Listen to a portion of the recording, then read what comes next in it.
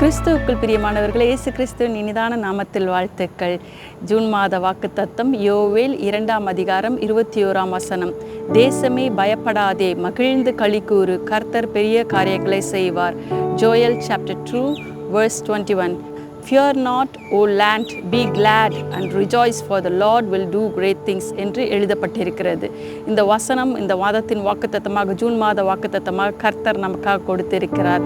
யோவேல் தீர்க்க தரிசன புத்தகம் சிறிய தீர்க்க தரிசன புத்தகமாக இருந்தாலும் இந்த ஒரே அதிகாரத்தின் மூலம் கர்த்தர் அநேக காரியங்களை டிஸ்கஸ் பண்ணுகிறார். யோவேல் தீர்க்க தரிசின் மூலமாக முதலாவது அவருடைய வருகை நாட்களில் நடக்கும் அடையாளங்கள் பற்றியும், எச்சரிப்பின் சத்தம் பற்றியும், ஜனங்கள் மனந்திரும்புவதல் பற்றியும், மணவாட்டி சபை ஆயத்தமாக வேண்டும் என்பதை பற்றியும், வாக்குத்தத்தம் பற்றியும் அனைத்தையும் இந்த ஒரே அதிகாரத்திலே ஆண்டவர் தீர்க்க தரிசனமாக எடுத்துரைக்கிறார். யோவேல் 2ஆம் அதிகாரம் கர்த்தருடைய நாள் அப்போ நடக்கிற சம்பவங்களை பற்றியும் எச்சரிக்கையாக நமக்காக எழுதப்பட்டிருக்கிறது. நாம் கர்த்தருடைய பிள்ளைகளாக என்ன செய்ய வேண்டும் என்பதை பற்றியும் இந்த அதிகாரம் டிஸ்கஸ் பண்ணுகிறது. அதை பற்றி நாம் பேச போகிறோம். கர்த்தர் உங்களை ஆசீர்வதிப்பாராக.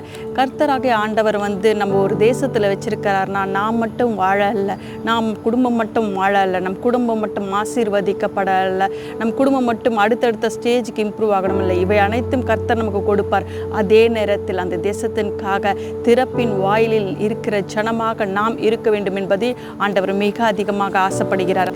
அதனால்தான் 2 நாளாகவும் 7ஆம் அதிகாரம் 14ஆம் வசனத்தில் கர்த்தர் சொல்கிறார், என் நாமம் தரிக்கப்பட்ட ஜனங்கள் தங்களை தாழ்த்தி ஜெபம் பண்ணி தாங்க பொல்லாத வழிகளை விட்டு விலகுனா அந்த தேசத்துக்கு சேமத்தை வர்ஷிக்க பண்ணுவேன், அந்த தேசத்தை ஆசீர்வதிப்பேன்றாரு. மோசேயும் தேசத்திற்காக தன்னுடைய இஸ்ரவேல் ஜனங்களுக்காக திறப்பின் வாயிலில் என்று கர்த்தரிடத்தில் மன்றாடின, ஆண்டவரே அவங்கள பனிஷ் பண்ணாதீங்க, அவங்க மீறுதல்களை பனிஷ் பண்ணாதீங்க அப்படின்னு சொல்லிட்டு கர்த்தரிடத்தில் மன்றாடி ஜெபித்தான். நெகேமியா, எரேமியா இவர்களெல்லாம் தேசத்திற்காக கதறின தீர்க்க தரிசிகள். அவர்கள் மத்தியில் ஆண்டவர் நம்ம ஒரு தேசத்தில் வச்சிருக்காருன்னா இந்த தேசத்தின் நன்மைக்காக ஜெபிக்க வேண்டிய கட்டாயத்தில் நாம் ஒவ்வொருவரும் இருக்கிறோம்.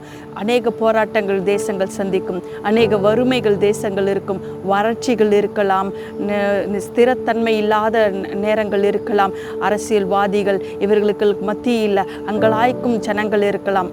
ஆனால் நாம் கர்த்தருடைய நாமம் தரிக்கப்பட்ட நாம் தேசத்திற்காக திறப்பின் வாயிலே நின்று உபவாசித்து ஜெபம் பண்ணாதான் இந்த அதிகாரம் சொல்லுது. ஆண்டவர்கிட்ட கிட்டி சேரணும், உபவாசம் இருக்கணும், ஜெபம் பண்ணணும். நீங்கள் படித்து பாருங்கள்.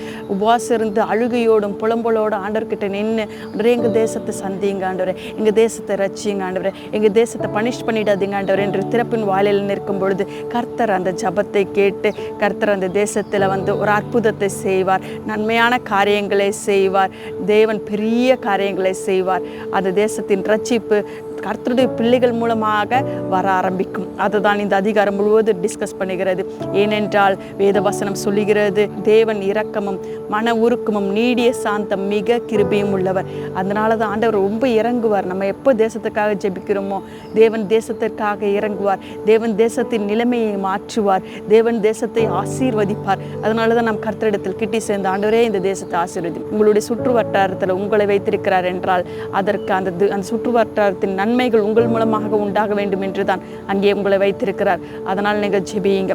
நீங்கள் ஜெபிக்கும் பொழுது கர்த்தர் அந்த தேசத்தின் எல்லா இக்கட்டுகளையும் மாற்றி ஒரு செழிப்பை அந்த தேசத்தில் உண்டாக்குவார். பெரிய காரியங்களை செய்வார். பயம் நீங்கினால் தான் அங்கே மனக்களிப்பு உண்டாகும்.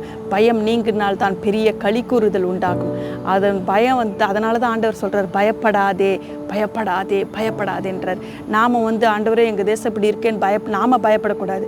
நாம் தேவனிடத்தில் மன்றாடி ஜெபிக்கிறவர்கள். நாம் பயப்படாமல் நம்ம ஜெபிக்கிற வேலையை மட்டும் பார்த்து கொண்டிருந்தார் கர்த்தர் அந்த பயத்தை நீக்கி நம்ம மகிழ்ச்சி அடையும்படி செய்வார். அதன்படி செய்து பெரிய காரியங்களை தேசத்திற்காக செய்வார். எப்படிப்பட்ட பெரிய காரியங்கள்? பின்மாரியை வர்ஷிக்க பண்ணுவார், களங்களை தானியங்களால் நிரப்புவார். இதெல்லாம் இந்த அதிகாரம் சொல்லுகிறது. திராட்சரசம் எண்ணெயை வழிந்தோட செய்வார். முசுக்கட்டை பூச்சிகளும் பச்சை புழுக்களும் பட்சித்த வருஷத்தை திரும்ப தருவார். தேசத்தின் மக்களுக்காக சம்பூர்ணமாய் சாப்பிட செய்வார். அதிசயமாய் நடத்துவார். அது மட்டுமல்ல, தன்னுடைய ஜனங்கள் வெட்கமடையாதபடி செய்வார். ஏனென்றால் ஆண்டவர் 2 முறை இந்த அதிகாரத்தில் சொல்கிறார். 26வது வசனம் 27வது வசனத்தில் ஒருபோதும் வெட்கப்பட செய்ய மாட்டார். Never again will my people be ashamed அப்படின்னு 2 முறை சொல்கிறார். என் ஜனங்கள் ஒருபோதும் வெட்கப்பட்டு போவதில்லை. He promises abundant and beautiful things. எப்போ நம்ம தேசத்தின் அவர் நாமம் தரிக்கப்பட்ட ஜனங்கள் தேசத்திற்காக ஜெபம் பண்ணும் பொழுது ஒரு தேசத்தின் ரட்சிப்பு அந்த தேசத்தில் வாழுகிற தேவனுடைய நாமம் தரிக்கப்பட்ட ஜனங்களிடத்திலிருந்து தான் இருக்கிறது. இயேசு பூமிக்கு வந்து ராஜ்யத்தை ஸ்தாபிப்பார். அப்பொழுது அவர் நாமம் தரிக்கப்பட்ட ஜனங்கள் அந்த ராஜ்யத்தில் மெம்பராக இருக்க போகிறார்கள். அந்த தேசத்தில் ஒரு பெரிய பாலும் தேனும் ஓடுகிற தேசமாக மாறப்போகிறது. இயேசு கிறிஸ்து தனக்கு மட்டமாக வரவில்லை. தன் எல்லா ஜனங்களும் சகல பாஷைக்காரரும் சகல கோத்திரங்களும் ரட்சிக்கப்பட்டு கர்த்தரிடத்தில் கிட்டி சேர வேண்டும் என்ற ஆசையோடு இந்த உலகத்தில் வந்தார். இன்று நம்ம எல்லாம் ஒரு ரெப்ரசன்டேட்டிவாக தான் ஆண்டவர் வச்சிருக்கிறார். அந்த ரெப்ரசன்டேட்டிவாக நாம் நம் தேசத்திற்காக ஜெபிப்போம். பயப்படாதேங்கள், மகிழ்ந்து களி கூறுங்கள், கர்த்தர் பெரிய காரியங்களை செய்வார். மறுபடியும் படிப்போமா? யோவேல் 2ஆம் அதிகாரம் 21. தேசமே பயப்படாதே, மகிழ்ந்து களி கூறு, கர்த்தர் பெரிய காரியங்களை செய்வார். நம் மூலமாக செய்வார், நம்முடைய குடும்பத்தின் மூலமாக செய்வார், நம்முடைய சந்ததியின் மூலமாக இந்த தேசத்திற்கு ஒரு ரட்சிப்பை உண்டாக்குவார். கர்த்தர் மாறாதவர்.